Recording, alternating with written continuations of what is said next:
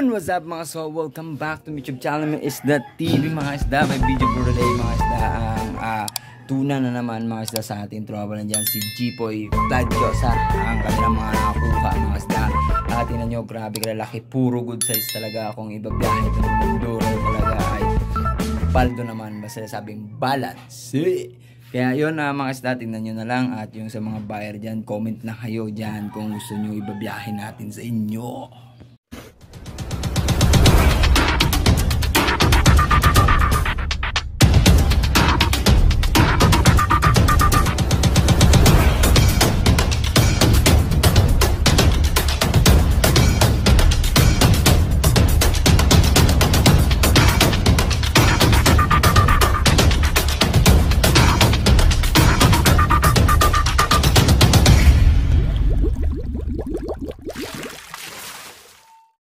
Yun, what's up naman mga isda, welcome back to YouTube channel naman. Tignan nyo naman ang naglalakihan naman mga good size na tuna. Tignan nyo, yan din natin magsado na videohan mga isda dahil gripping agad ni Japson Plagyosa.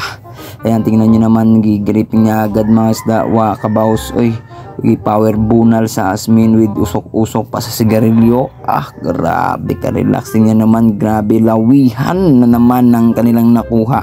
Sobrang laki, tingnan mo, pumapalag-palag pa, talagang parang gusto niya makapala pero hindi niya na makakaya dahil may strobo at napaluan na siya with ganso pa, paniguro, kaya para makawala pa ang pambugas na hasmin. Tingnan niyo naman, kabaos ang tunay. At kaya nga pala mga isda, mag-comment na kayo dyan sa mga video natin kung saan nakaabot ang video natin na lugar at para ma-shoutout natin lugar nyo. At baka may mga buyer dyan na nakakapanood ng ating munting channel na Isda TV, para makaka-comment kayo dyan na kung magkaroon tayo ng negotiate. Tingnan nyo naman na pwede tayo magkausap kung ano bang makukuha nyo ba. Kung mahal dyan sa inyo ay pwede nating pupuntahan natin yan dahil all around to sa buong Pilipinas ang ating bangka na sasakyan. Syempre naman babiyahe tayo niya nang hindi tayo maalanganin dahil siyempre magbiyahe ka ba ng bagyo. Tingnan niyo mga isda kung gaano kalaki ang tuna dahil nahihirapan silang tatlo. Tingnan niyo, estimated ko dyan mga 80 kilos itong isda na to Tingnan niyo, tingnan nyo, bumabalik pa sa dagat. I-slow mo natin. Yan tingnan nyo. Hirap pa sila mga isda. Siyempre tinulungan pa dyan, pangatlo dyan sa unahan. Tingnan nyo naman ba ang estimated natin dyan ay tumataginting na 80 kilos from Jackson. Yan, sige Mio, grabe katindi pala to sila. Magpapamilya lang to sila mga isda. Isang bangka, isang bandila. At yan na nga ay basta 35 kilos pataas sa amin mga isda ay good size na yan na tuna. At kaso lang babaratin lang yan ng mga buyer dito sa amin sa Puerto Princesa. Babaratin lang yan, kunin lang yan ng 200, pinakamataas na yan 200, kung may patong man 210, 220. Yan alam na yan bago biglang shipment. Alright, time sa buzzer, time out. At joke lang yon, pero yun totoo yun. Joke lang yon, wala na compare sa ngayon. Yun ba yun? Kaya tingnan nyo naman, another na naman hila si Japson Plagyosa, ang pinakagwapsing ng Seaside 1. Tingnan naman tuna mga isda, grabe kaganda pagmasdan basta mayroon lang kabuhayan. Pero pag walang kabuhayan, tulog tanan. Tulog tanan. Kay makasaban sa kapitan, bagbotange pang palo pang hasmin pinadud ay kipa. Botange sagata, prito kilaw, shoot to kill. Pak!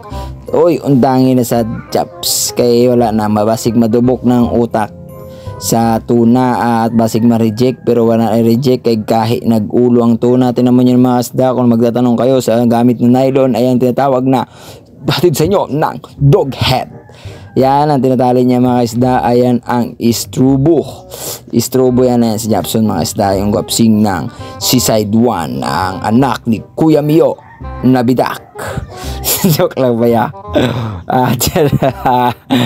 Yan ang mga isda, istrobo at ganso paniguro para may hasmin pagpunta sa dulo. Pagpunta sa dulo, Tingnan na naman kaisda, gistrobo na, gigansuhan pa, paniguro para pampiktas sa starting na sobra 100,000. 100,000 ba? Di guro abot ay. At tignan nyo mga kaisda, another na naman dyan mga kaisda, yung huli na naman nila, sunod-sunod na yan.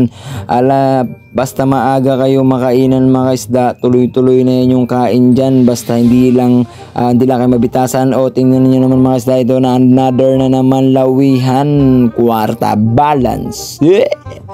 At yan na, botangin na po ng berador na si Plagchosa Japson, ang mapagmahal na di kayo iiwan kahit saan. Yan, another lawihan na naman. At nakita ko yung kanyang notes ay huwag kang magmahal kung wala kang tiwala sa akin, mahal ko. Grabe naman katindi ito si Japson Plagchosa, magmahal. Kailangan magtiwala sa isa't isa. Joke lang pa ya.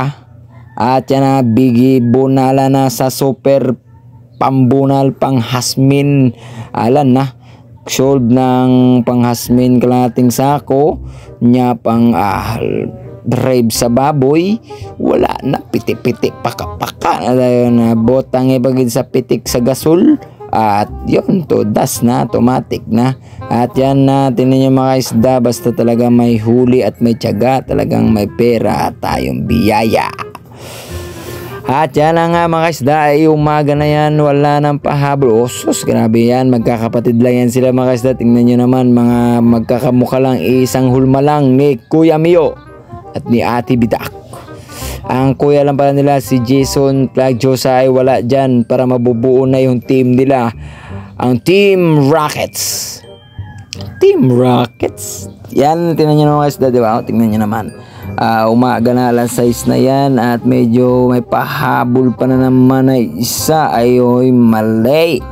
Tignan nyo naman na isang lawihan na naman pagka pangalawang araw na yan, ay pangalawang gabi.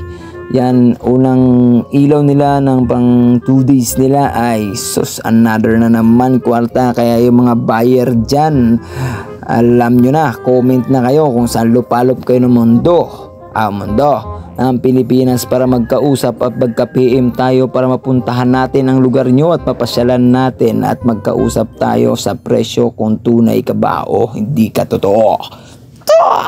Bonalay pagad sa super pamunal na naman, isang sako na, hindi na kalahating sako na super asmin ni Dude Aiki.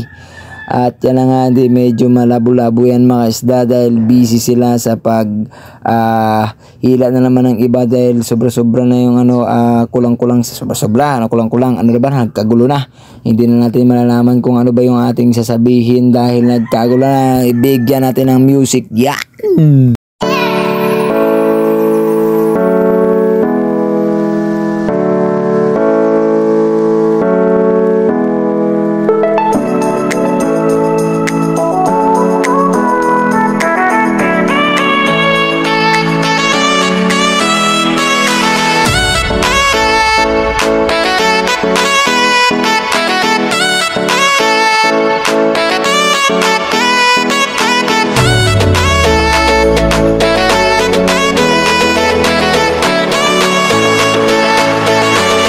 Maraming salamat sa walang sawang suporta sa Isla TV at comment lang sa magpapashoutout sa atin dyan na ilalagay natin yung comment nyo, anong comment nyo, taga saan kayo, at pa-comment naman sa video natin kung saan nakaabot yung video na to para ma-shoutout natin yung lugar nyo.